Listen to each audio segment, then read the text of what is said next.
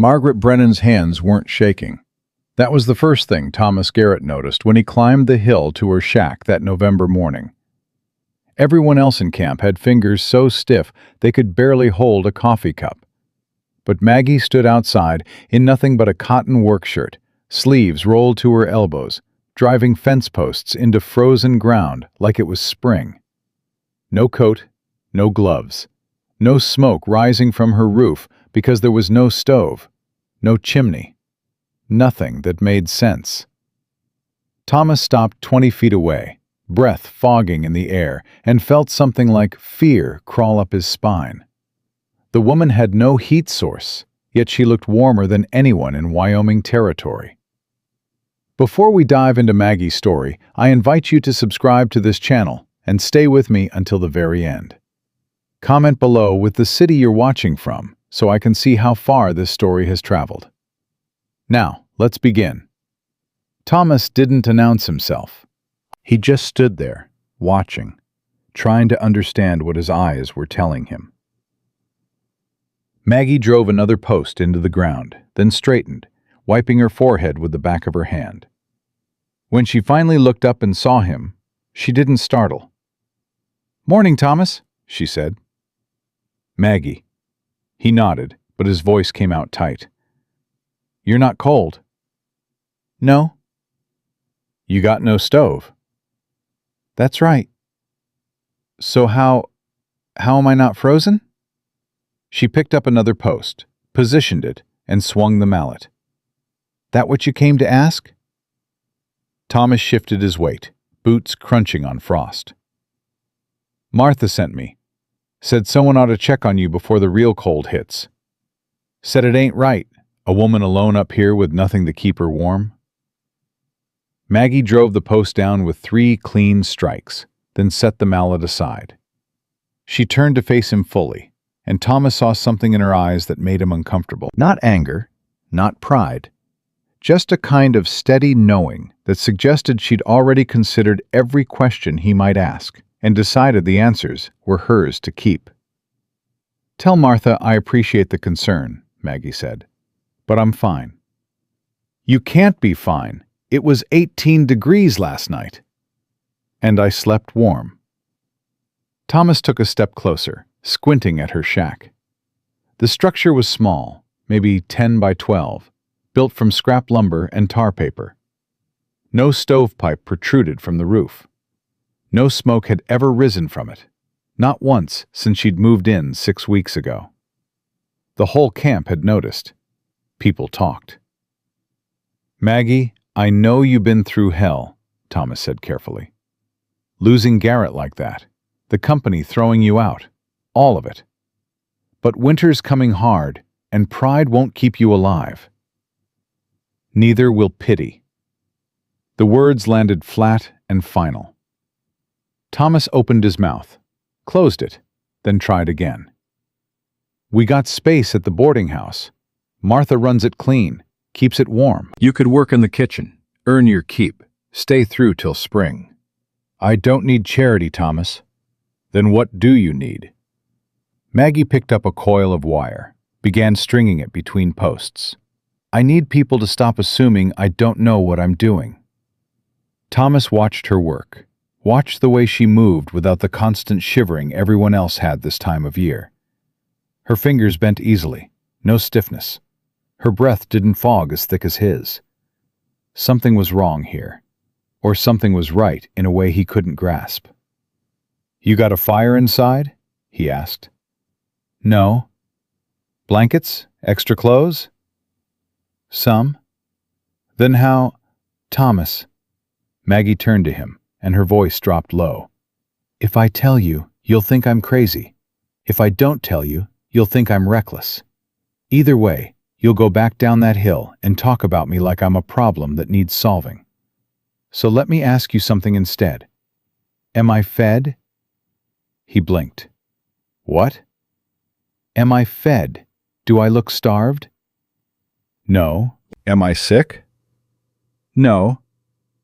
"Am I asking for help?" Thomas hesitated. "No."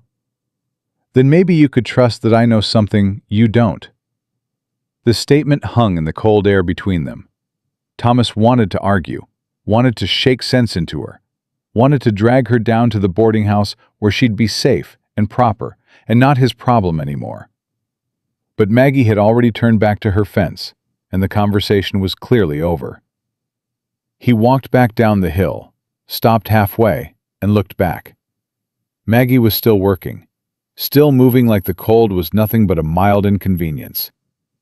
Thomas pulled his coat tighter around his chest and kept walking. By the time he reached the boarding house, his hands were numb. Martha Garrett stood at the kitchen window, hands wrapped around a tin cup of coffee, watching Thomas approach.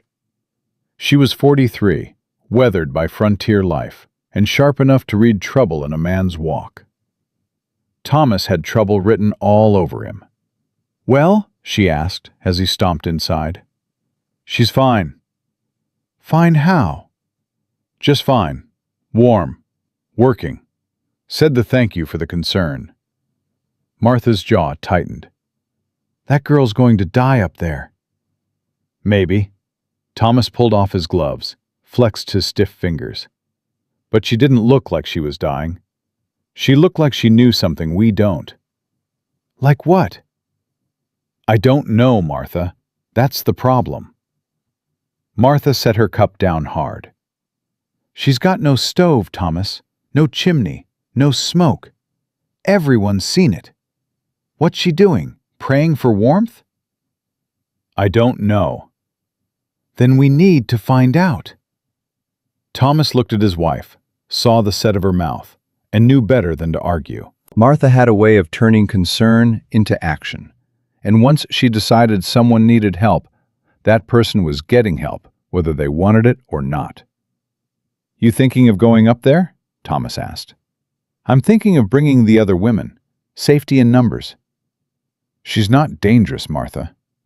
"I didn't say she was, but she's stubborn, and stubborn women do foolish things when they're grieving." Thomas wanted to say that Maggie didn't look like she was grieving. She looked focused, deliberate, like a woman building something instead of mourning something lost. But he also knew his wife, knew she'd already made up her mind. So he just nodded and poured himself coffee and tried to warm hands that felt like they'd never be warm again. Maggie didn't stop working until the sun dropped behind the mountains. By then, she'd finished the fence line, reinforced the door frame, and checked the pipes for the third time that day. Everything was holding. Everything was working. The system her father had described years ago, the one everyone said was theory and couldn't possibly function in practice, was functioning perfectly. She stepped inside the shack and felt the warmth rise through the floorboards against her boots. Not hot, not like a stove, but steady and reliable, and absolutely real. She knelt, pressed her palm flat against the wood, and felt the heat radiating up from below. 8 feet down, the stone reservoir held water that had traveled 200 yards through buried clay pipes from a hot spring she'd found her second day on the property. The water wasn't boiling, wasn't even steaming, but it was warm enough to heat the stones, warm enough for the stones to heat the floor, warm enough for the floor to keep her alive. Maggie closed her eyes and let herself feel grateful. Not to God, not to luck, but to her father, Malcolm Brennan, Scottish engineer, stubborn bastard. Man who dragged his daughter to hot springs and cold mines and every geological oddity between San Francisco and Denver, teaching her to read the earth like other men read books. He died 3 years ago in a tunnel collapse, but his voice was still in her head. "Heat's just energy, Maggie girl. Earth's full of it. You just need to know where to look." She'd looked. She'd found it. And now she was warm while everyone else burned wood they couldn't afford to replace. Maggie stood, lit a single candle, and ate a cold supper of bread and dried meat. She didn't need a fire for cooking. She had a small alcohol stove for that, used it sparingly, kept it hidden. Let people wonder. Let them worry. She'd explain when they were ready to listen, and not a moment before. 3 days later, Martha arrived with an army. Maggie heard them coming before she saw them. Voices, boots, the rustle of skirts and coats. She set down the bucket she'd been carrying and walked around the side of her shack to find 6 women standing in a semicircle, breath fogging, faces set with determination. Martha stood at the front. Beside her, Ann Porter, the Reverend's wife. Behind them, Clara Hughes, Mary Simmons, Judith Pace, and young Sarah Donovan, barely 20 and newly married. "Maggie," Martha said firmly, "we need to talk."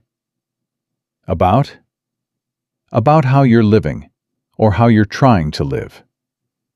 Maggie crossed her arms. "I'm doing fine, Martha." "That's not what we're seeing."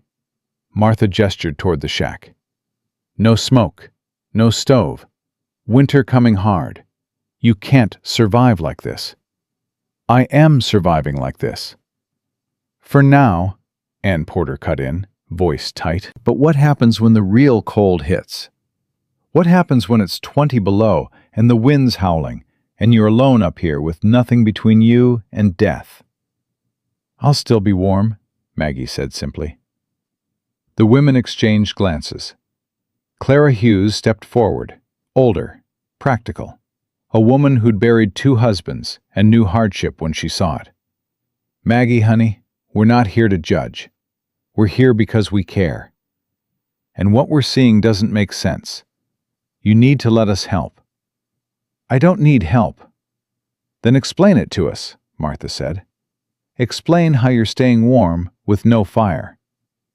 Maggie looked at each of them in turn, saw genuine concern mixed with suspicion and fear. These were women who believed in stoves and firewood and quilts, who measured safety in cords of timber and pounds of coal.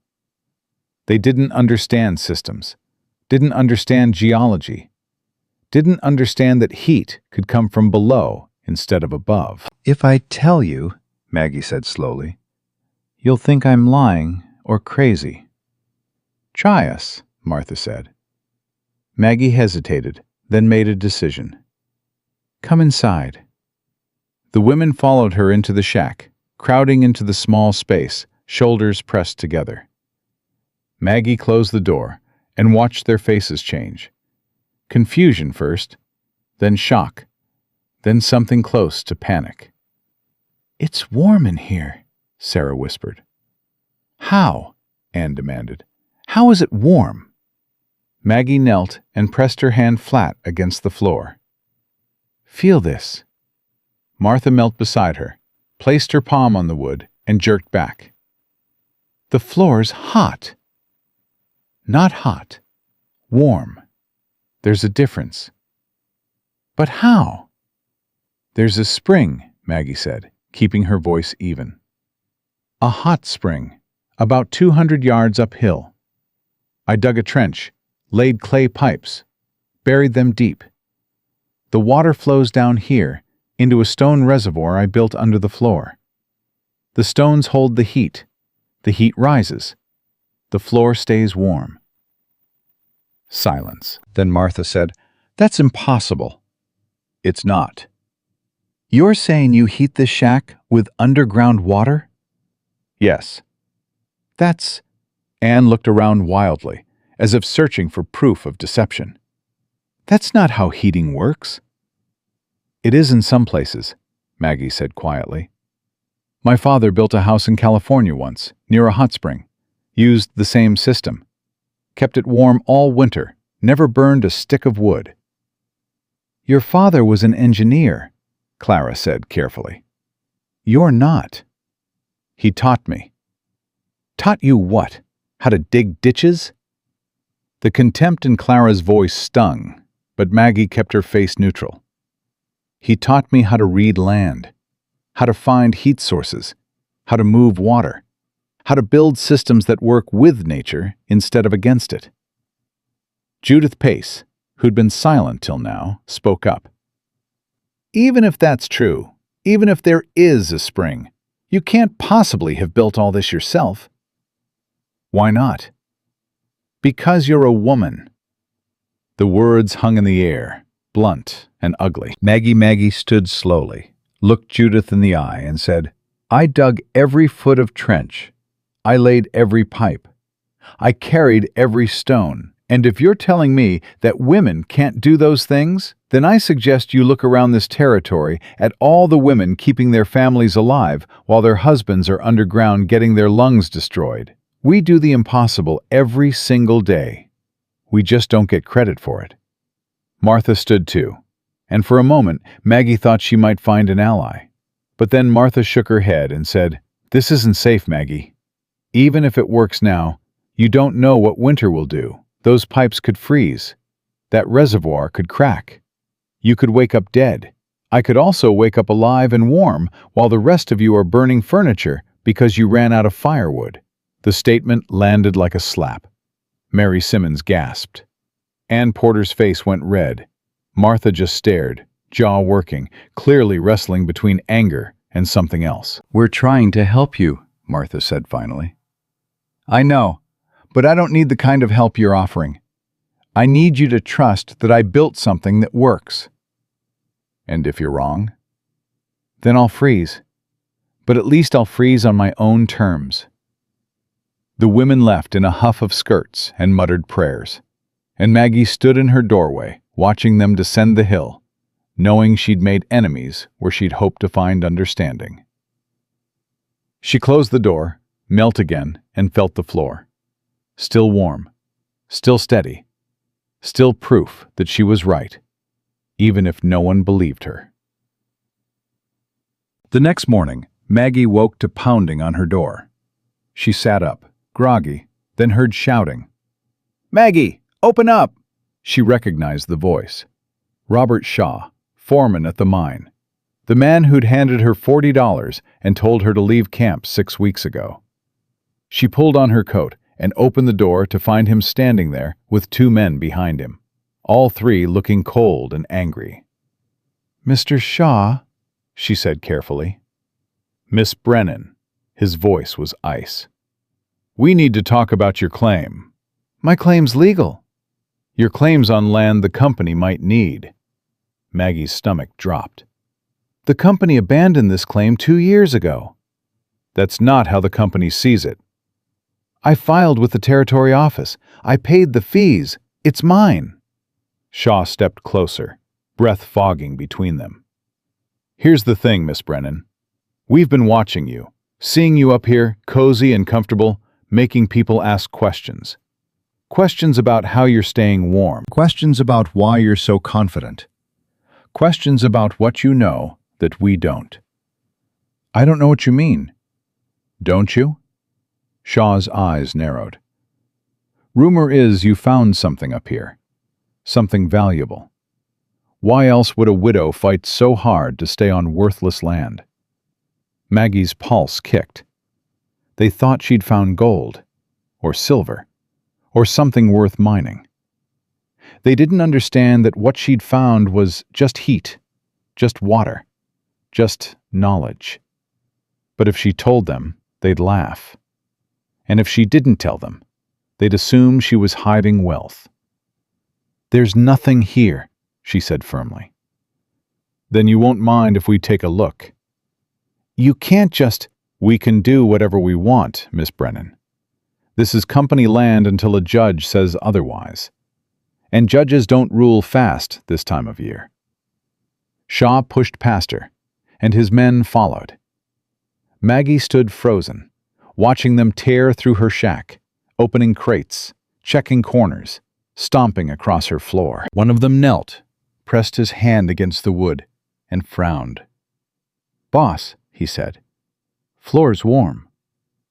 Shaw stopped, turned, stared at the man. What? The floor. It's warm. Shaw crossed the room in 3 strides, knelt, touched the wood. His face changed. Confusion first, then suspicion, then something darker. He stood, looked at Maggie and said, What did you do? Nothing illegal. There's heat coming from under this floor. So? So where's it coming from? Maggie said nothing. Shaw grabbed her arm, not hard enough to hurt, but firm enough to make his point. If you found a thermal vent, if there's geothermal activity here, the company has rights to it. Heat's a resource, same as coal. That's not true. It's true if I say it's true. Shaw leaned close. You're going to tell me what you found, or I'm going to make your life very difficult. Maggie pulled her arm free. I found a hot spring. I built a system to use it. There's no mineral value, no mining potential, nothing the company wants. It's just water and heat. Show me. No. That wasn't a request. I don't care. You got no right to my property, no matter what you think you can threaten. Shaw stared at her for a long moment, then smiled. It wasn't a kind smile. You're tougher than you look, Miss Brennan. I'll give you that. But tough don't mean smart. Winter's coming. You're alone up here. Accidents happen. The threat was clear. Maggie felt her hands start to shake, not from cold, but from rage and fear mixed together. She forced herself to speak evenly. Get out of my house. Shaw tipped his hat mockingly. Enjoy your heat while it lasts. They left, and Maggie locked the door behind them, heart pounding. She knew what Shaw was thinking. He believed she'd found something valuable, and he'd do anything to take it from her. The fact that she'd only found heat wouldn't matter. The fact that her system was worthless to the company wouldn't matter. All that mattered was that she had something they wanted, or thought they wanted, and that made her a problem. Maggie pressed her forehead against the door and made herself breathe. She'd built this system. She'd done it alone. And she'd be damned if she let Shaw, or the company, or anyone else destroy it. But first, she needed to make sure the pipes were secure. Because if Shaw decided to sabotage her, the most obvious place to start was underground. She grabbed her shovel and went outside to check the trench. The first pipe break wasn't an accident. Maggie knew that the moment she uncovered the damaged section, 200 yards uphill from her shack, where the clay pipe that carried heated water had been deliberately smashed with something heavy. Rock, maybe. Or a boot heel driven down with force. The clay shards lay scattered in the dirt, and water trickled uselessly into the ground, steam rising in the cold morning air. Maggie knelt beside the break and felt something cold settle in her chest. Not fear exactly, but the kind of clarity that comes when you realize someone wants to destroy you, and they're willing to work for it. She touched the broken edges and knew Shaw had done this, or had it done. Either way, it didn't matter. What mattered was fixing it before the system failed completely. She stood, walked back to her shack, and pulled out the spare clay section she'd hidden under the floorboards. Her father's voice again, practical and stern. Always keep spares, Maggie girl. System only works if you can repair it. She'd listened. She'd prepared. Now she'd see if preparation was enough. By noon, she had the pipe section replaced, the trench refilled, and the water flowing again. She checked the floor inside her shack and felt the warmth returning. Slower than before, but steady. The system was working. But Shaw had proven he could reach it, and that meant she needed to build protection she hadn't planned for. Maggie spent the next 3 days reinforcing the trench line. She dug deeper in some sections, added stone covers in others, disguised the path with brush and deadfall so it didn't look like anything worth destroying. She worked dawn to dusk, hands blistered, back screaming, but she didn't stop. She couldn't afford to stop. Winter was 10 days out, maybe less, and if Shaw broke her pipes again when the real cold hit, she'd freeze before she could repair them. On the 4th day, Thomas Garrett appeared again, this time without his wife.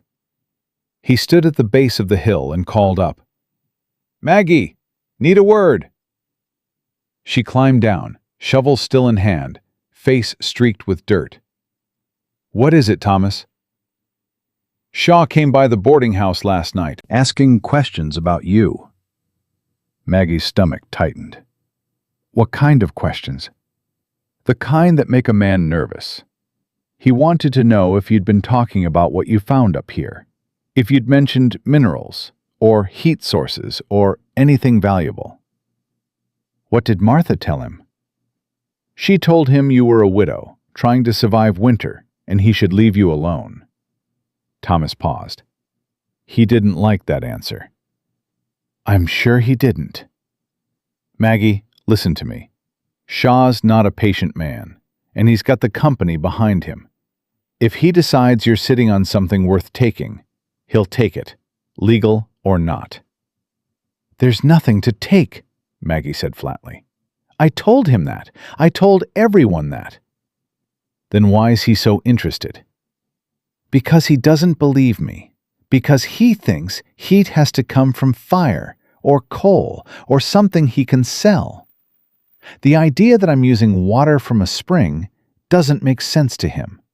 So he's decided I must be lying." Thomas studied her face, then glanced up at her shack.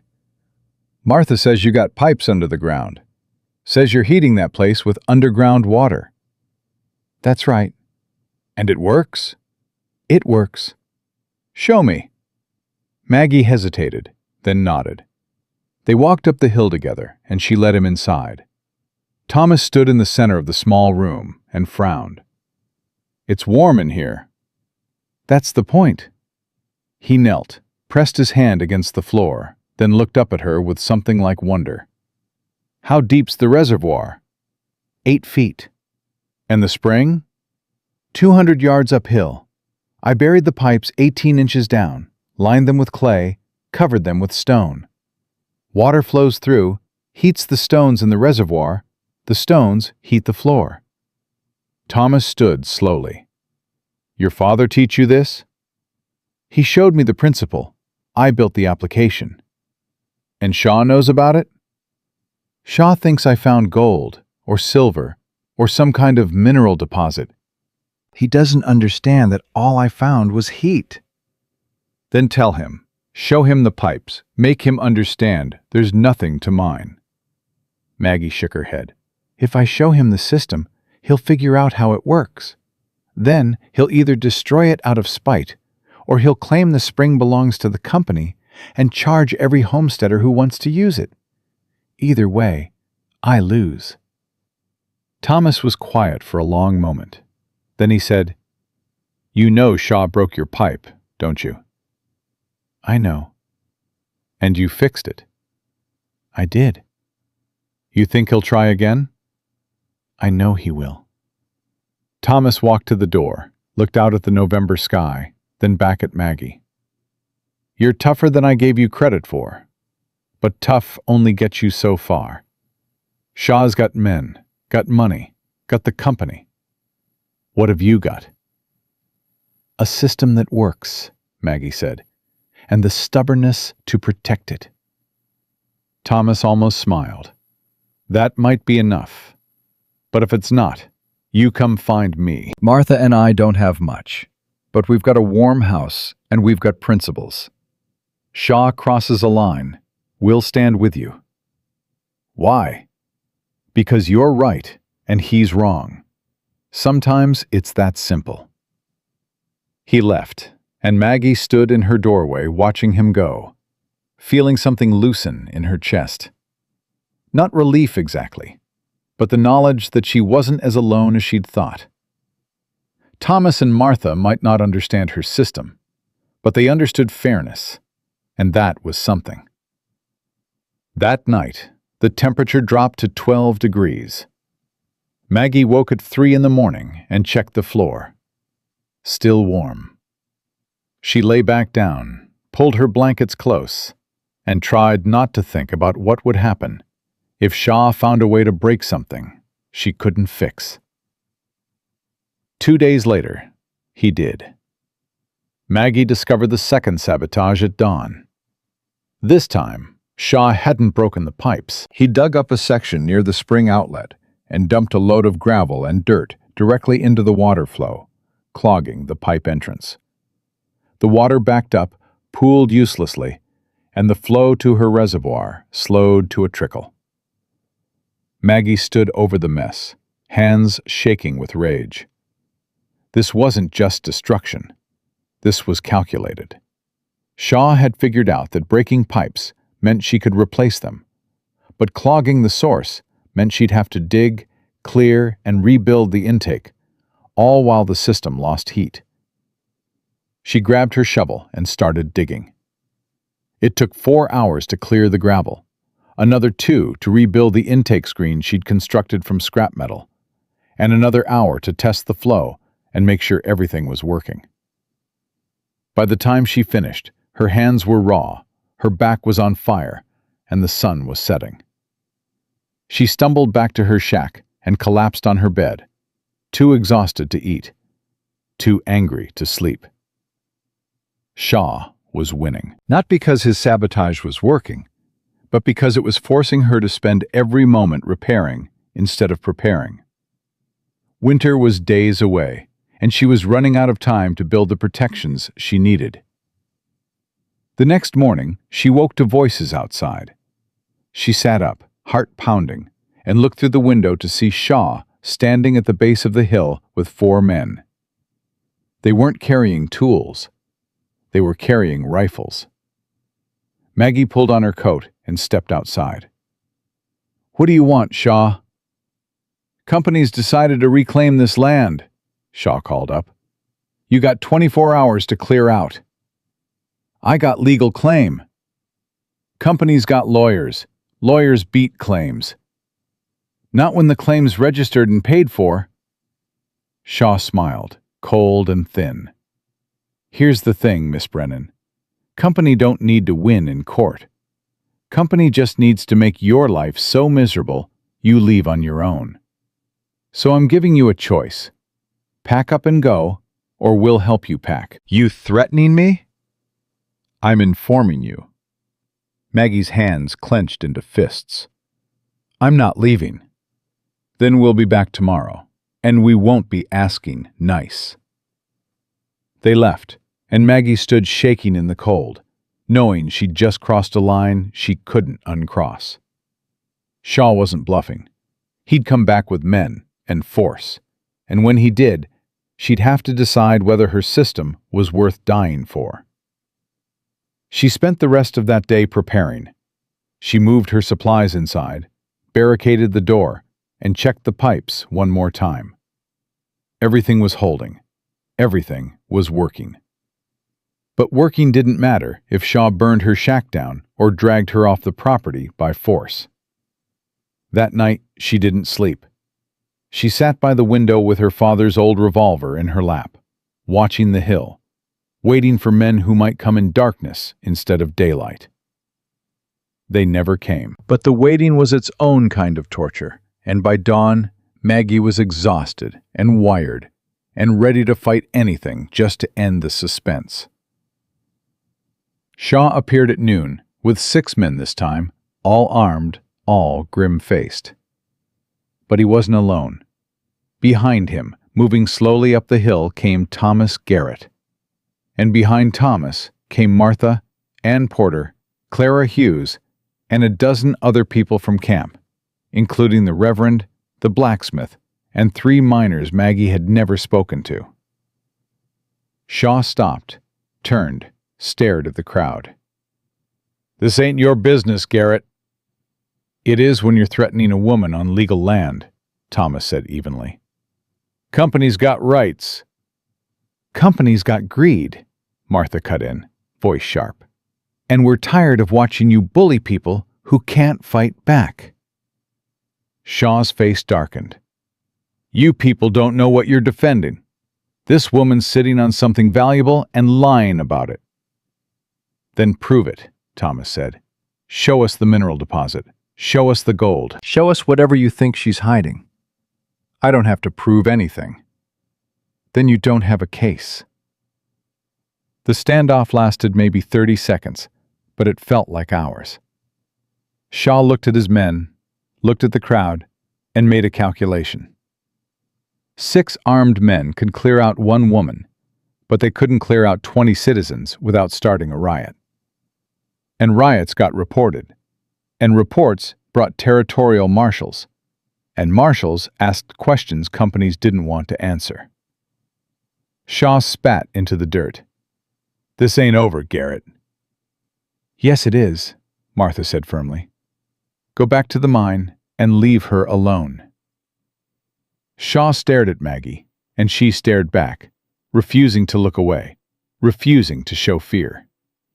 Finally, Shaw turned and walked down the hill, his men following. The crowd didn't move until they were out of sight. Then Thomas turned to Maggie. "You all right?" "I think so."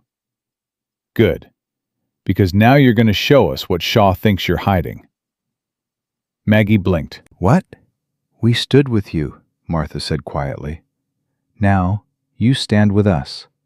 Show us your system. Show us the truth. Because if we're going to keep defending you, we need to know we're defending something real." Maggie looked at the faces surrounding her, saw determination and curiosity, and a demand for honesty, and knew she'd run out of options. She could keep her system secret and risk losing their support, or she could show them and risk losing control of the knowledge. Neither choice was good, but one gave her a chance at allies. "All right," she said. "Come inside." They crowded into her shack, too many people for the small space, bodies pressed close, breath fogging. Maggie stood in the center and said, "What I'm about to show you isn't magic. It's engineering. And it only works because I spent weeks building something most people think is impossible." "Just show us," Thomas said, not unkindly. Maggie knelt and pressed her hand against the floor. "Feel this." One by one, they knelt and touched the wood. Confusion rippled through the group. "It's warm," Clara whispered. "How?" Anne demanded. "There's a spring uphill," Maggie said. "A hot spring. I dug a trench, laid clay pipes, and channeled the water down here into a stone reservoir under the floor. The water heats the stones heat the floor heats the room." Silence. Then the Reverend, a thin man named Pastor Wells, said, "That's geothermal heating." Everyone turned to stare at him. "My seminary professor in Boston talked about it," Wells continued. "Said there were places in Europe where they used underground heat for baths and buildings. But I never heard of anyone doing it here." "Because no one's tried," Maggie said. "But my father taught me the principle. He said heat's just energy and the Earth's full of it. You just need to know how to capture it." "So there's no gold?" Martha asked.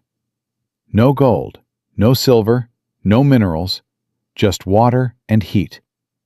Thomas let out a long breath. "And Shaw's been threatening you over hot water." "He thinks it's more than that. He thinks I'm lying.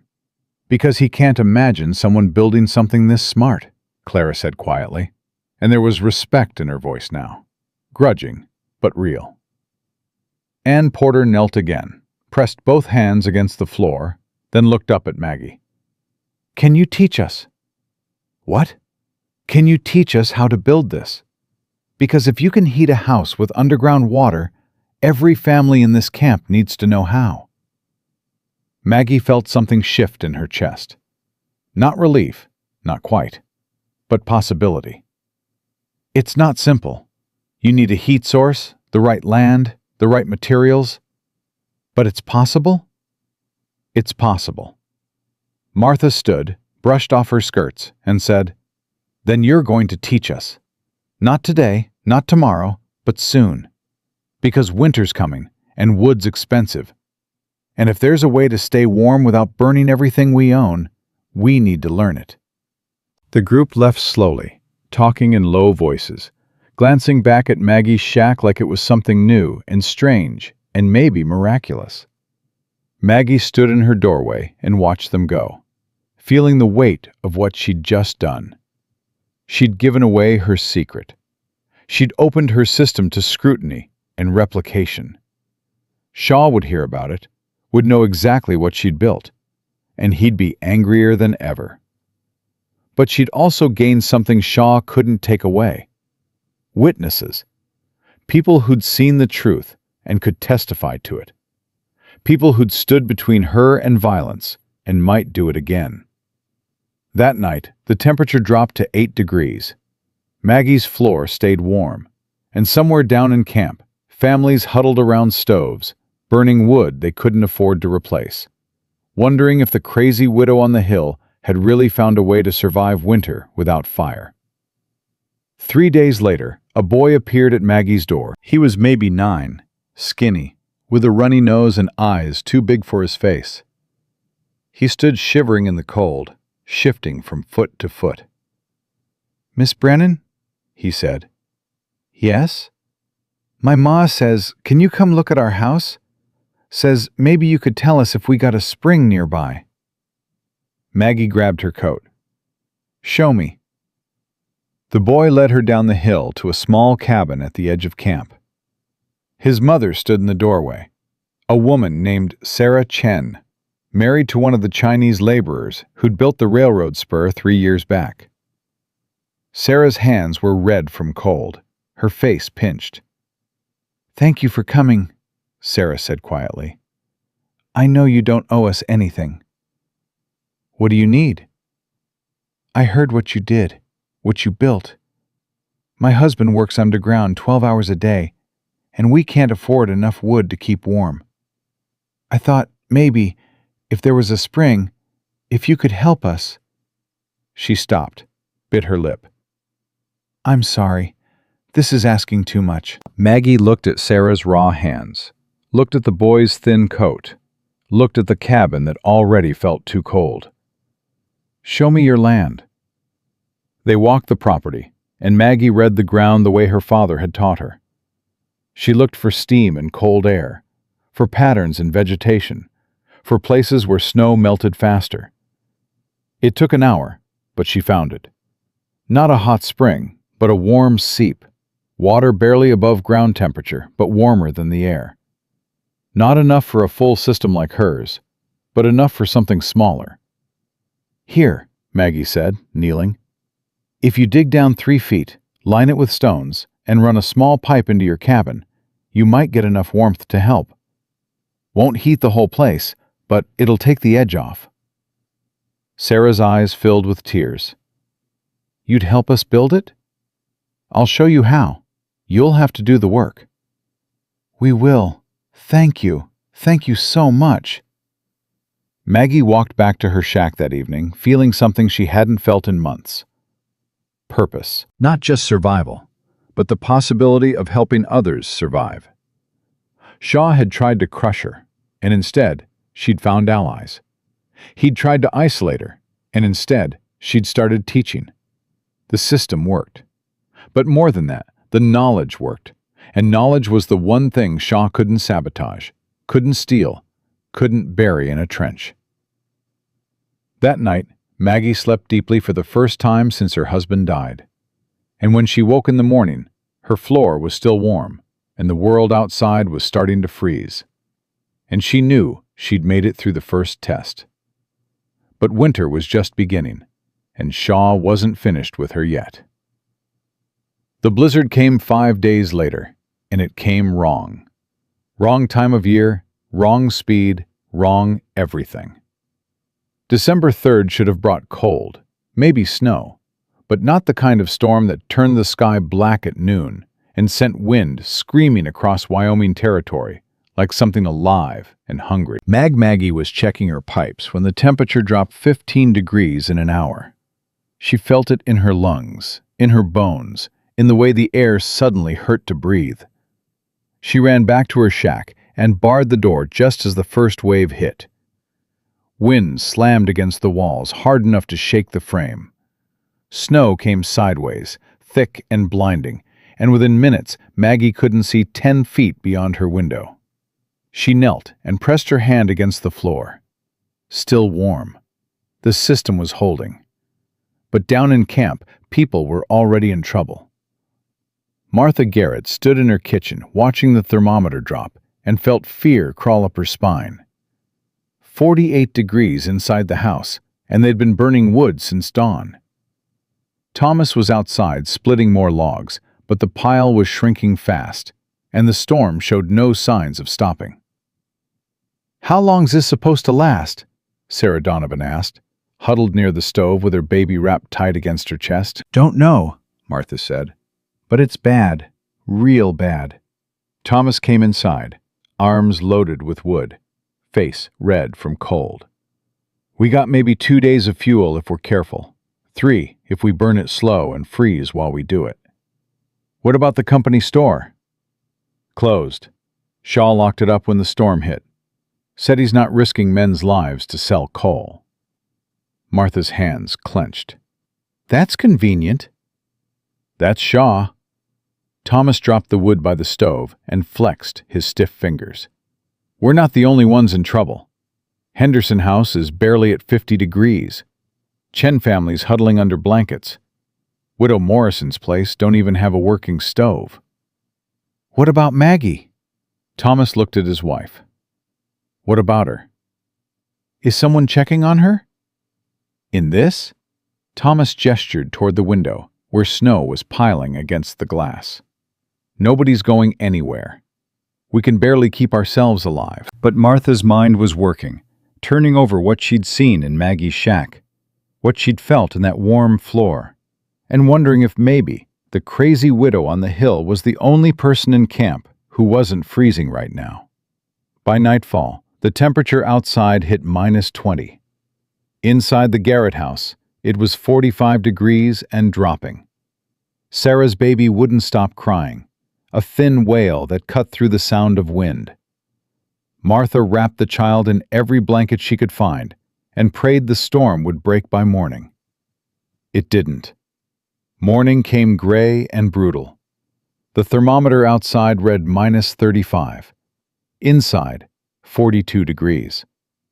Thomas burned wood faster, stoked the fire higher, but the cold kept seeping in through every crack, every gap, every place where frontier construction met frontier winter and lost.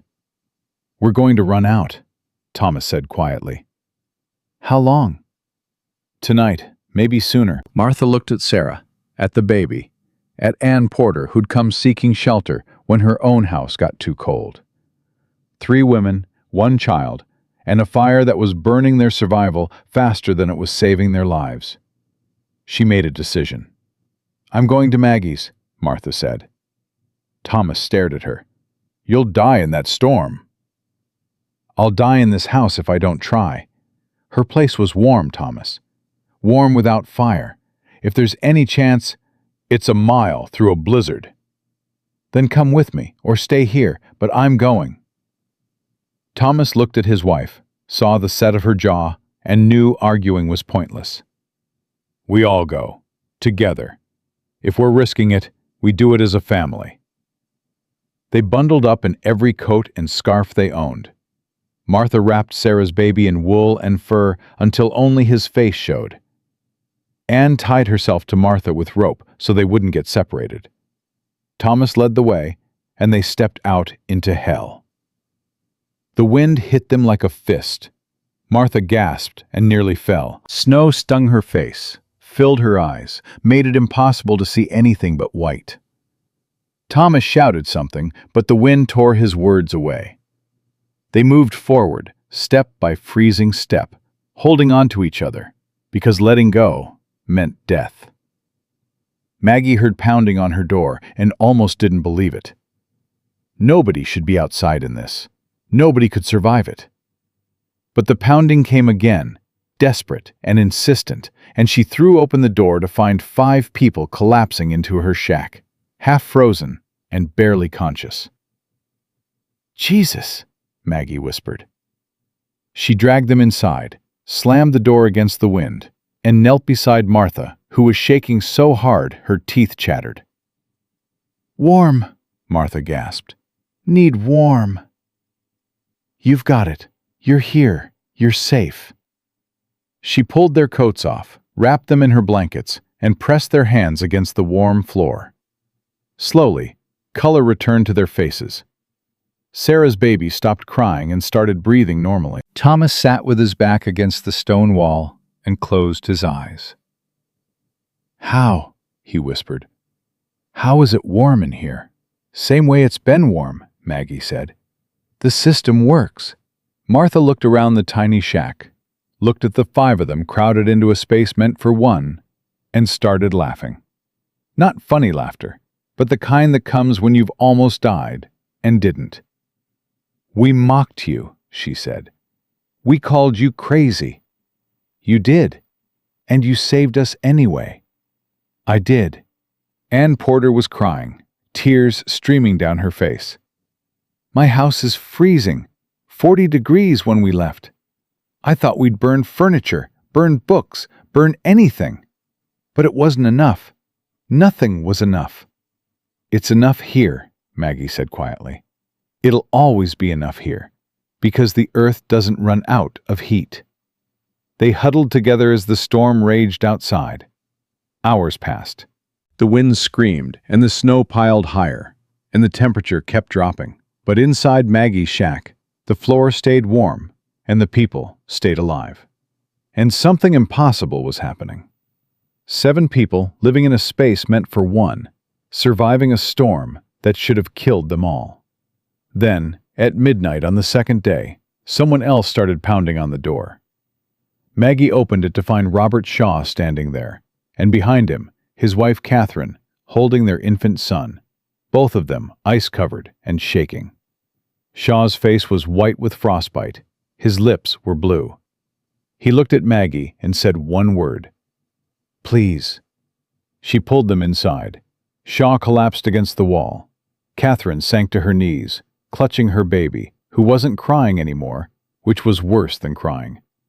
Maggie grabbed the child, pressed him against her own warm chest, and felt his tiny body slowly start to warm. Shaw watched her, tears freezing on his cheeks. "Our house failed," he whispered. 29 degrees inside. We couldn't keep the fire going. Catherine's hands stopped working. The baby stopped moving. I thought... His voice broke. "I thought we'd lost him." "You haven't," Maggie said. "Not yet." Martha handed Catherine a blanket. Thomas gave Shaw water. And for the next hour, nobody spoke.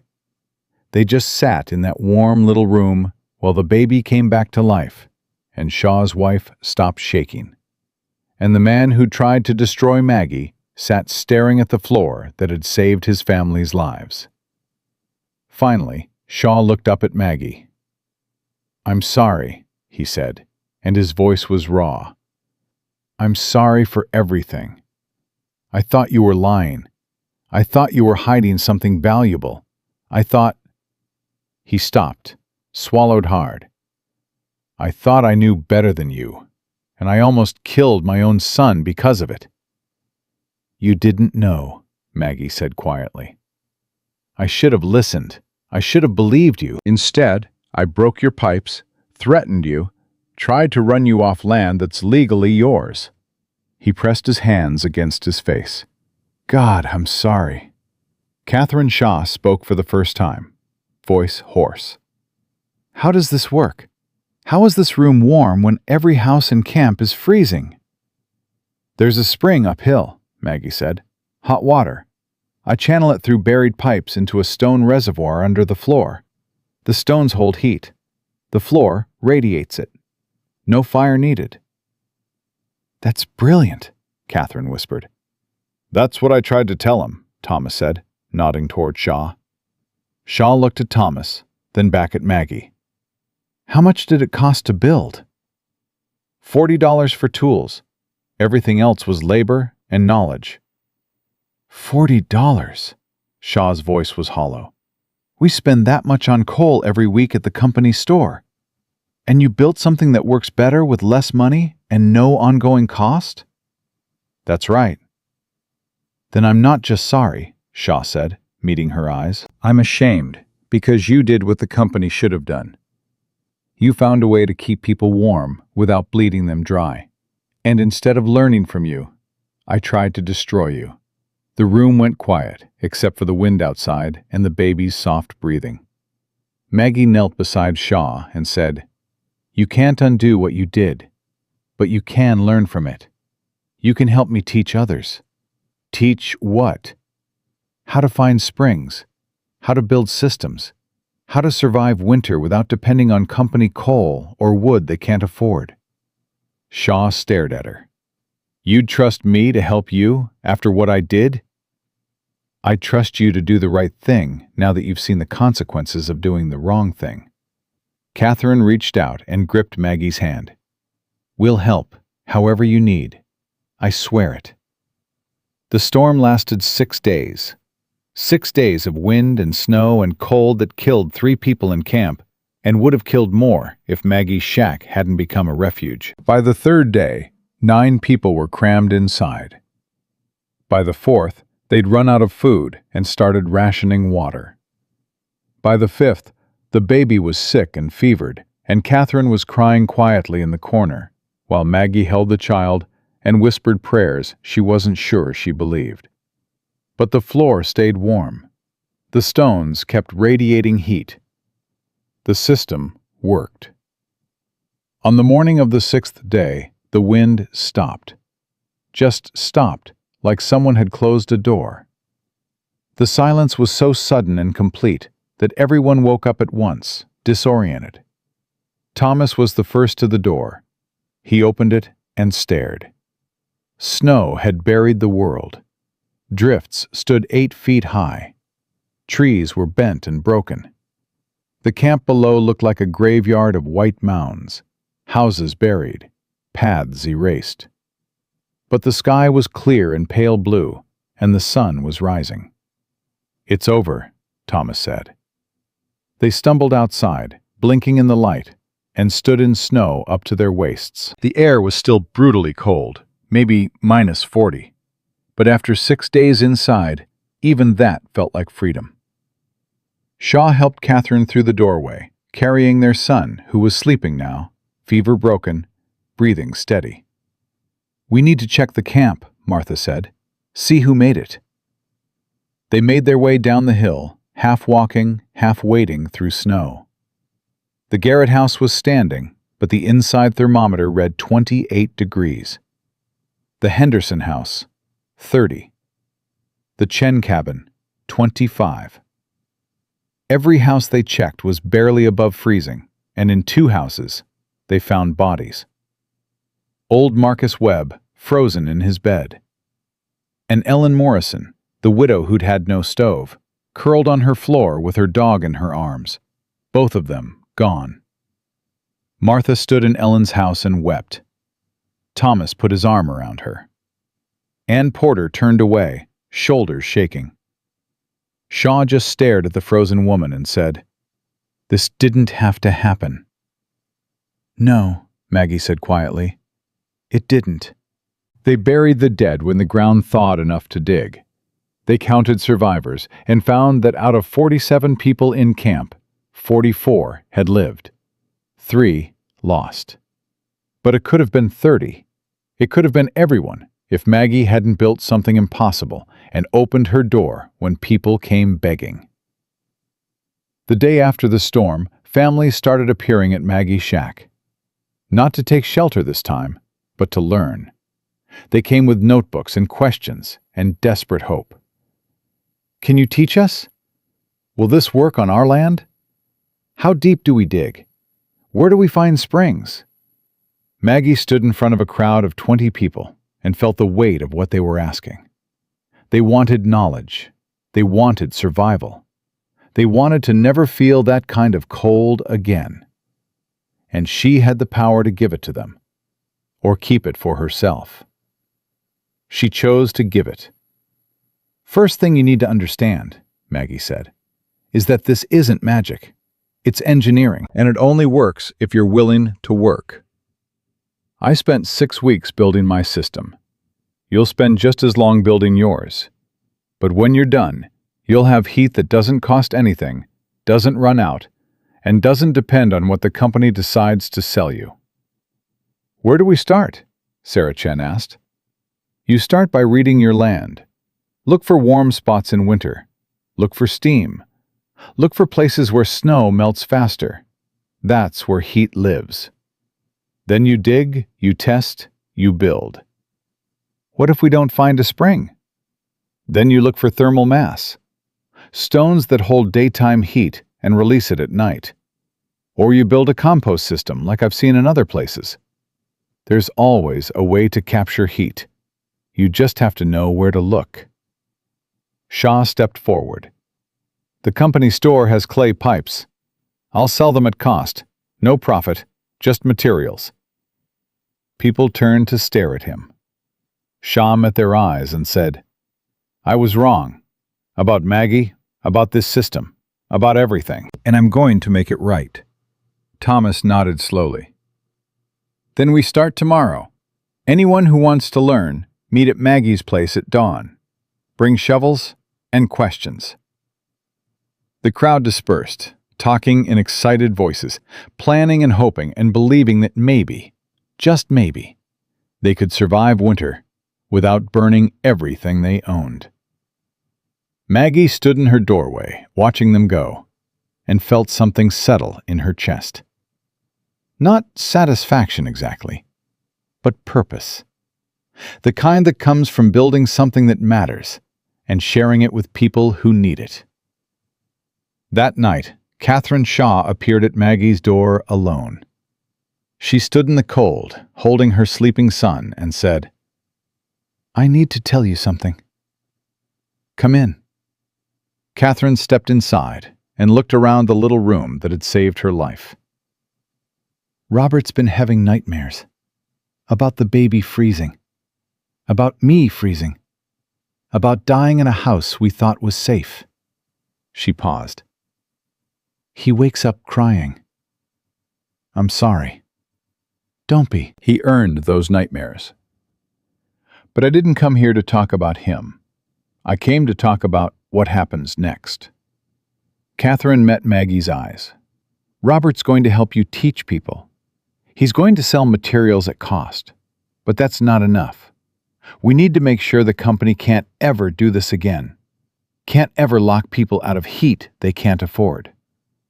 What are you suggesting? I'm suggesting we write it down. Every detail of your system. We document it. We share it. We make it public knowledge. So the company can't claim ownership. And so other homesteaders in other places can build their own systems. Catherine shifted her son to her other hip. Robert has connections to mining journals. I have connections to territorial newspapers. If we publish this, we change everything. Maggie felt her heart start to race. You want to spread this beyond Wyoming? I want to spread this everywhere. Every frontier family that's burning through money they don't have to stay barely warm needs to know there's another way. The company won't like that. The company doesn't get a vote. What they did, letting people freeze while they profited, that's over. And we're going to make sure everyone knows it. Maggie looked at Catherine Shaw, at the woman whose husband had tried to destroy her, and whose baby had nearly died because of that choice, and saw something fierce and determined in her eyes. Saw an ally. Saw someone who understood that knowledge was power, and sharing knowledge was revolution. All right, Maggie said. Let's do it. They sat down that night and started writing. Maggie described every detail of her system while Catherine took notes. They worked by candlelight, documenting measurements and materials and methods, turning one woman's desperate innovation into a blueprint anyone could follow. By dawn, they had 12 pages of detailed instructions, and Catherine was already planning who to send them to. 3 weeks later, the Wyoming Territory Gazette published a full-page article titled, Widow's Innovation Saves Lives During Historic Blizzard. It included diagrams, measurements, and a detailed explanation of geothermal heating systems. Within a month, homesteaders across 3 territories were writing to Maggie asking questions. Within 3 months, 17 families had built their own systems. Within a year, the number was over 60. The company tried to fight it. They claimed ownership of thermal resources. They threatened legal action. But Catherine Shaw had documentation of everything they'd done, every threat, every sabotage attempt. And when she threatened to publish that story, the company quietly backed down. Shaw himself spent the next 2 years helping families build heating systems. He quit the mining company, opened a small engineering business, and spent his days teaching people what Maggie had taught him. It didn't erase what he'd done, but it gave him something that looked like redemption. And Maggie kept building, kept teaching, kept proving that the best solutions weren't the ones that made companies rich, but the ones that kept people alive. By February, 12 families had working geothermal systems. By March, that number doubled. Maggie spent every day traveling between claims, checking pipe layouts, testing flow rates, teaching people how to read their land. She barely slept. She barely ate. But every time she walked into a house that used to burn wood day and night and found it warm from underground heat, she felt something close to joy. Then the company made its move. The letter arrived on a Tuesday morning, delivered by a nervous young clerk who wouldn't meet Maggie's eyes. Official company letterhead, signed by District Manager Harold Vance, a name Maggie had never heard, but knew meant trouble. She read it twice, then walked straight down to the Garrett house. Martha was kneading bread when Maggie burst through the door. "They're claiming ownership," Maggie said, voice shaking. "The company. They're saying all thermal resources on mining land belong to them. They're demanding fees from anyone using underground heat." Thomas looked up from his coffee. "They can't do that." "They're doing it. Says right here. $5 per month per household for thermal access rights." "That's robbery." "That's business." Maggie slammed the letter on the table. "They figured out they can't stop people from building systems, so they're going to charge them for using what the earth provides for free." Martha wiped flour from her hands. "How many families are on company land?"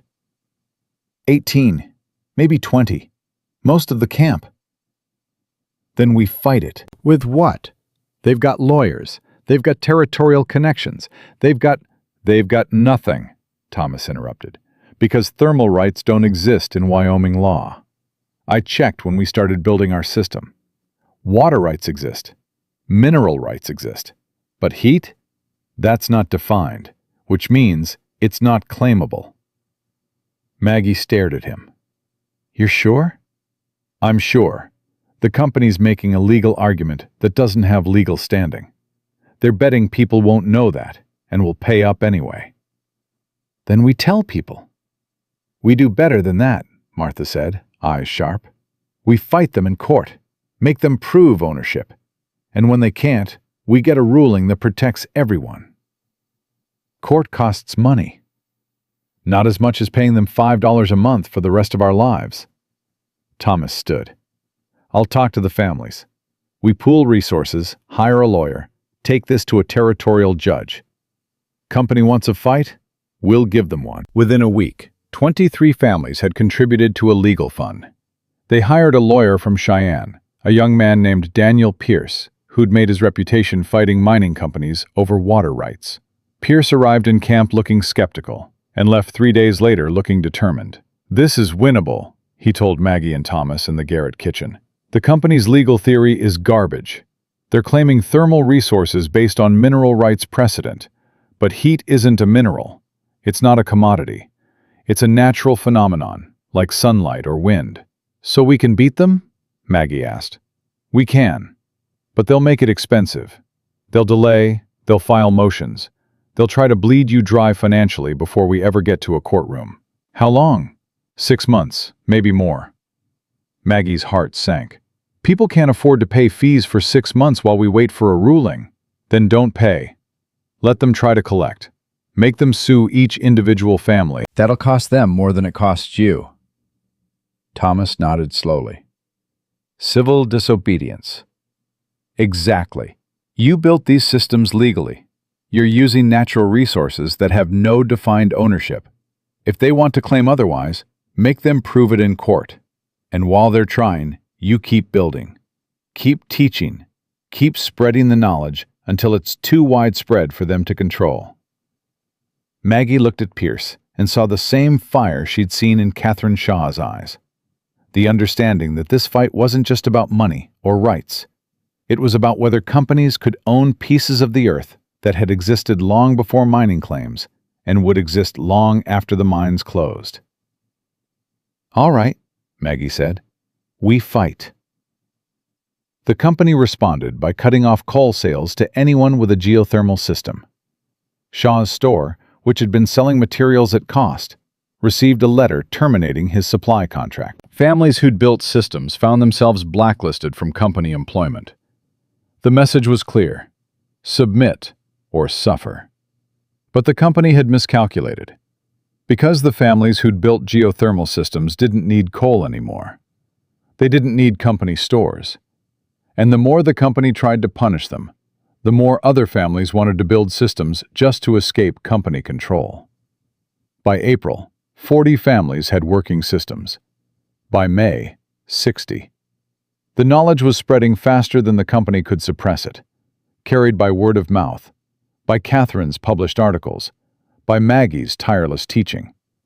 And every new system was a small rebellion, a quiet declaration that survival didn't require corporate permission. Then the company played its final card. Harold Vance himself arrived in camp with a territorial marshal and a stack of eviction notices. He stood in the center of town and read them aloud, his voice carrying in the spring air. "Any resident occupying company land without valid mining employment will vacate within 30 days. Structures built on company property will be seized or demolished." Maggie stood in the crowd, feeling ice form in her stomach. Her land was claimed, legal, registered. But most of the families with geothermal systems were on company land, living there as mine workers or their families. If the company evicted them, their systems became worthless. All that work, all that knowledge, all that hope, destroyed with a piece of paper. Martha grabbed Maggie's arm. "They can't do this." "They can if the land's theirs." "Then we buy it. We pool money, we buy the land, we—" "They won't sell. Not to us." Thomas's voice was flat. "This isn't about land. It's about control. They want to prove that knowledge doesn't matter if they own the ground you're standing on." That night, Maggie sat in her shack staring at the warm floor and feeling something break inside her. She'd built a system that worked. She'd taught others. She'd proven that survival was possible without company dependence. And now the company was going to erase all of it, because they had the legal right to say who could and couldn't live on land they'd claimed decades ago. She was still sitting there at midnight when someone knocked.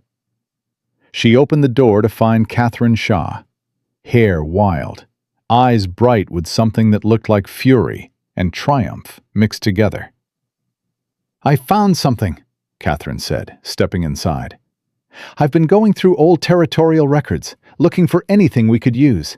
And I found it. The company's land claims. They're fraudulent." Maggie's breath caught. "What?" "The original claims were filed in 1858, but the surveyor who filed them, a man named James Harding, was arrested for fraud in 1862. Turns out he filed hundreds of false claims, sold them to mining companies, made a fortune before anyone caught him." The territorial office invalidated all his surveys.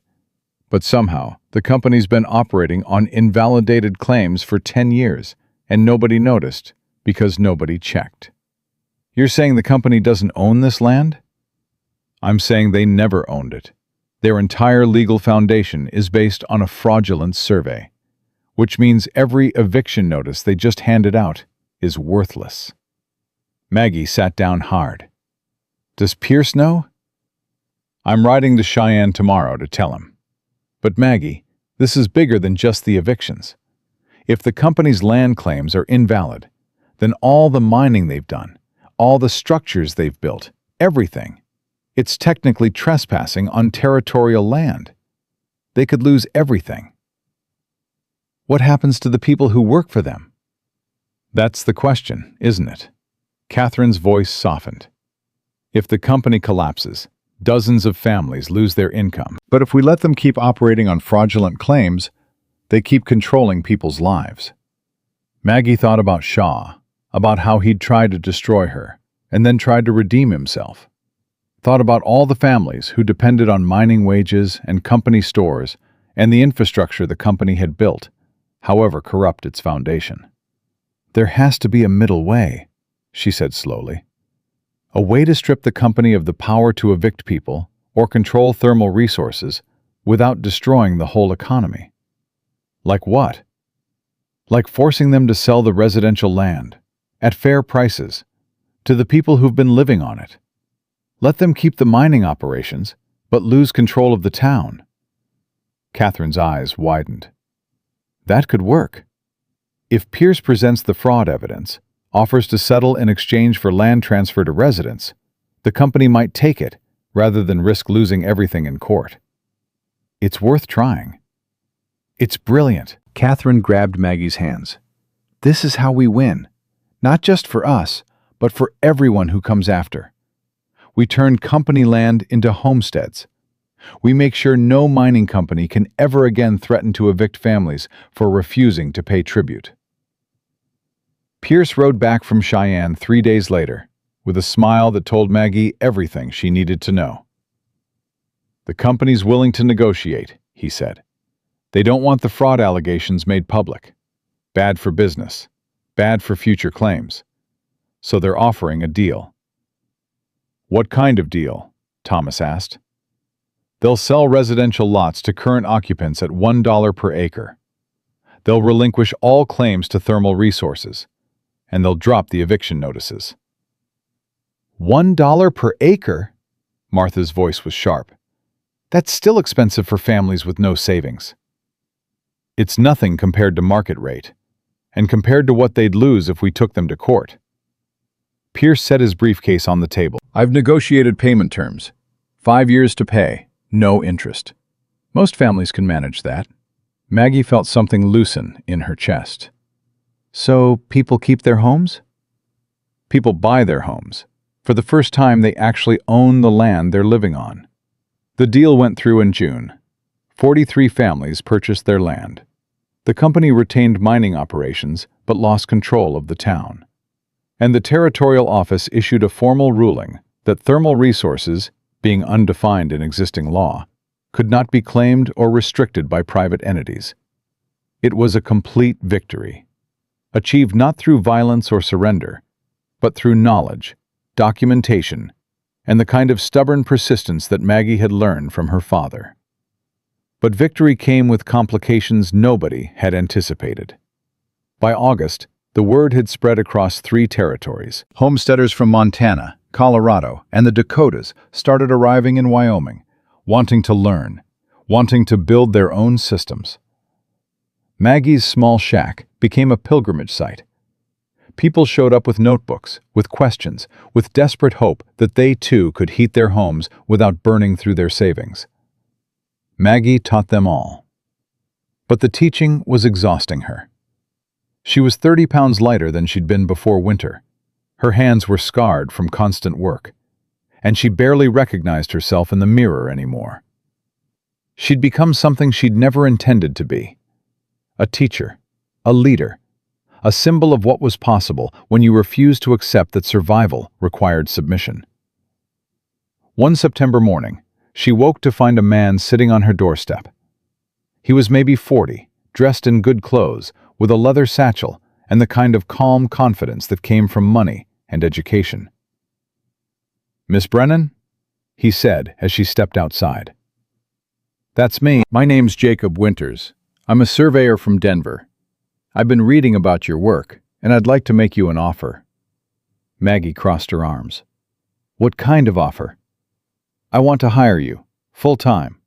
I've got contracts with homesteaders across 5 territories, all of them looking for ways to reduce heating costs.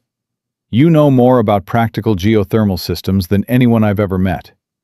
I'll pay you $50 a month plus travel expenses to consult on site selection and system design. Maggie stared at him. $50 a month was more than most miners made. It was more money than she'd seen since her husband died. Why me? Because you built something that works, and you proved it saves lives. That's worth paying for. I've been teaching people for free. I know, that's noble. But nobility doesn't pay for food or tools or the materials you need to keep building. And if you're serious about spreading this knowledge, you need resources.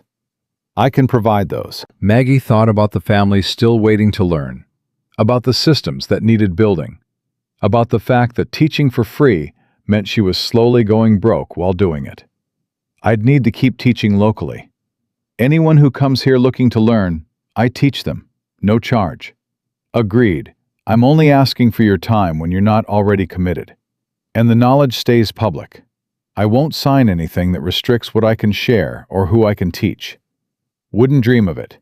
Your knowledge sharing is exactly what makes you valuable. Maggie extended her hand. Then we have a deal. Winters smiled. Good, because I've got a family in Colorado waiting for you to look at their property next week. Hot spring site, perfect for what you do. They'll pay your travel costs and a consulting fee on top of what I'm paying you. For the first time in months, Maggie felt something like excitement. Not just survival, but possibility. The chance to build this into something bigger than one woman teaching one family at a time. The chance to systematize knowledge and spread it faster than any company could suppress it. That night, she sat in her shack and wrote a letter to her late father. She'd never done that before, never believed in that kind of thing. But she needed to tell him what she'd built, what she'd learned, what she was becoming. You told me heat was just energy, she wrote. You told me the earth was full of it. But you never told me that sharing that knowledge would be harder than finding it in the first place.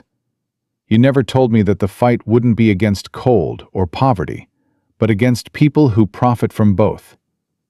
I wish you were here to see what we built. Not just me, but all of us. Families who decided survival was more important than submission. I think you'd be proud. She folded the letter and tucked it under her mattress, knowing she'd never send it, but feeling better for having written it. 2 days later, a letter arrived from a territorial newspaper in Montana, asking if she'd be willing to write a monthly column about frontier engineering and self-sufficiency. The pay was small, $15 per column, but the reach was enormous. Thousands of readers, thousands of people who might learn. Maggie said yes. By October, she'd consulted on 8 sites across 3 territories. By November, she'd written 4 published columns. By December, exactly 1 year after the blizzard that nearly killed them all, Maggie stood in her shack and looked at the life she'd accidentally built. She was a consultant, a writer, a teacher, a symbol. She was making more money than she'd ever made. She was helping more people than she'd ever imagined. And she was lonely. She'd spent a year fighting, teaching, building, surviving. And somewhere in that year, she'd forgotten what it felt like to sit quietly with another person and just talk, to laugh, to share something other than knowledge or struggle or plans for the next system that needed building. Martha noticed. She came up the hill one cold afternoon with fresh bread and worry in her eyes. "When's the last time you did something that wasn't work?" she asked. "I don't know." "Maggie, you're 25 years old. You've changed this whole territory. You've saved lives. You've built something that's going to outlast all of us. But you're also a woman who deserves more than work and purpose." "I'm fine." You're not fine. You're brilliant and brave and absolutely exhausted. Martha set the bread on the table. There's a dance next week. Community celebration, end of harvest. You should come. I don't dance. Then come and watch. Come and eat. Come and remember what it feels like to be part of something that isn't a fight or a lesson. Maggie almost said no, but then she looked at Martha's face and saw genuine concern, the kind that came from friendship. And she realized she'd been so focused on teaching others how to survive that she'd forgotten to live herself. All right, she said, I'll come. The dance changed everything. The dance was held in the boarding house dining room, chairs pushed against the walls, lanterns hung from rafters, fiddle music spilling out into the November cold. Maggie stood in the doorway, feeling like an intruder at someone else's celebration. She'd spent so long being the woman who built impossible things that she'd forgotten how to be the woman who just existed. Martha grabbed her arm and pulled her inside. You made it. I said I would. I know, I'm still surprised. Martha pressed a cup of cider into her hands. Now stay. Talk to people. Pretend you're human for one evening. Maggie sipped the cider and watched people dance. Couples mostly, spinning and laughing, feet moving in patterns she'd never learned. She recognized faces. Sarah Chen with her husband, their son playing with other children in the corner. Ann Porter dancing with the Reverend, both of them smiling. Thomas and Martha moving together with a kind of ease that came from years of knowing each other's rhythms. Then a man appeared beside her. Tall, maybe 30, with surveyor's hands and eyes that measured things carefully before speaking. You're Margaret Brennan, he said. I am. I'm Daniel Hayes. I've been mapping springs in this territory for 3 months. Your name comes up a lot. People talk. People praise. There's a difference. He nodded toward the dancers. You planning to stand here all night, or are you going to join them? I don't dance. Neither do I. But I'm willing to look foolish if you are. Maggie almost said no, but something in his eyes, something steady and genuine and completely without judgment, made her set down her cup and say, All right, but when I step on your feet, don't say I didn't warn you. They danced badly.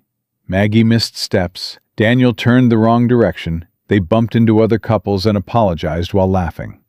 It was terrible and awkward, and the most fun Maggie had had in a year. When the song ended, they were both breathless. That was awful, Daniel said. Completely. Want to do it again? They danced 3 more songs, each slightly less disastrous than the last.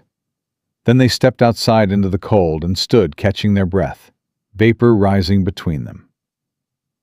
I read your article in the Gazette, Daniel said, the one about thermal resource mapping. You said most surveyors miss hot springs because they're only looking for minerals. That's right. I've been thinking about that, thinking about how much heat we walk past every day without noticing because we're trained to look for gold instead of warmth. Maggie turned to look at him. What are you saying? I'm saying I want to change how I work. Stop mapping for mining companies who just want to extract value, and start mapping for homesteaders who need to survive. And I think I need someone who understands thermal systems to teach me what to look for. You want me to teach you surveying? I want us to work together. I know land, you know heat. Together, we could map thermal resources across the entire territory. Make it so any homesteader can look at a survey and know exactly where to dig to find warmth. Maggie's heart started beating faster. That's ambitious. So was building a geothermal system when everyone said it was impossible. You prove that knowledge changes everything. I just want to help spread it faster. They talked for 2 hours, standing in the cold, breath fogging, ideas building on ideas. By the time the dance ended, they had sketched out a plan. Daniel would survey land. Maggie would identify thermal potential. Together, they'd create maps that showed not just property boundaries, but heat sources, spring locations, optimal dig sites. They'd publish the maps, make them available to anyone who needed them, turn survival knowledge into public infrastructure. "When do we start?" Maggie asked. "Next week, if you're willing." "I'm willing." Daniel extended his hand. Maggie shook it and felt something shift inside her, something that had been locked tight since her husband died. Not love, not yet, but possibility. The sense that maybe her life could be more than work and teaching and lonely nights in a warm shack. They worked together through the winter, mapping springs, testing flow rates, documenting thermal patterns across Wyoming territory. Daniel was methodical and patient, the kind of man who checked his measurements 3 times and never rushed a conclusion. Maggie was intuitive and bold, willing to dig where others wouldn't and trust her instincts about where heat lived underground. Together, they were formidable. By spring, they'd mapped 43 potential thermal sites. By summer, they'd published their first comprehensive survey map, showing homesteaders exactly where to look for heat. The map sold for $2, and within a month, they'd sold 300 copies. The money went back into more surveying, more mapping, more documentation. And somewhere between the surveys and the late-night planning sessions and the shared meals eaten over maps spread across Maggie's table, she fell in love. It happened quietly, without drama or declaration. One evening in July, Daniel was explaining a geological formation, and Maggie realized she wasn't listening to his words. She was just watching his face, watching the way he got excited about rock layers and water tables, and she thought, "I want to spend my life with this man." The thought terrified her. She'd been married before, and that marriage had ended with a funeral and eviction and $40 that barely kept her alive. Loving someone meant risking that kind of loss again. But Daniel looked up from his map and smiled at her, and the fear didn't seem as important as the possibility. "What are you thinking?" he asked. "I'm thinking you should stay," Maggie said. "I am staying. We've got another survey to finish." "No, I mean stay. Here. With me." Daniel set down his pencil. "Maggie, are you asking what I think you're asking?" "I don't know. What do you think I'm asking?" "I think you're asking if I want to build a life with you. A real one. Not just work, but everything." "And if I am?" Daniel stood, walked around the table, and took her hands. "Then I'm saying yes. I've been wanting to ask you the same thing for months, but I didn't know if you were ready." "I'm ready." They married in August, in a ceremony so small it barely qualified as a wedding. Just them, Thomas and Martha as witnesses, and the Reverend reading vows in Maggie's shack with the warm floor beneath their feet. No fancy dress, no big celebration, just 2 people promising to share knowledge and work and whatever life gave them. Martha cried. Thomas shook Daniel's hand and told him, "You're marrying the stubbornest woman in Wyoming. Good luck." "I don't need luck," Daniel said. "I've got her." They spent their wedding night planning their next project. Not a honeymoon, but something better. A comprehensive guide to frontier geothermal systems, written for people with no engineering background, designed to be practical and accessible and complete. They called it Heating Without Fire, a practical guide for frontier families. It took them 8 months to write. Maggie handled system design and construction. Daniel covered site selection and surveying. Together they included everything: diagrams, measurements, troubleshooting guides, cost estimates, safety protocols. When they finished, it was 60 pages of dense, practical knowledge. They published it themselves, printed 500 copies, and sold out in 6 weeks. They printed 1,000 more. Those sold out in 3 months. By the second year, the guide was in its 4th printing, and had reached homesteaders in 9 territories.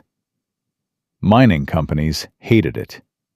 They saw their coal sales dropping as families built systems that didn't require fuel. They tried to suppress it, tried to buy up copies and destroy them, tried to pressure printers not to publish it. But knowledge doesn't stop once it's released.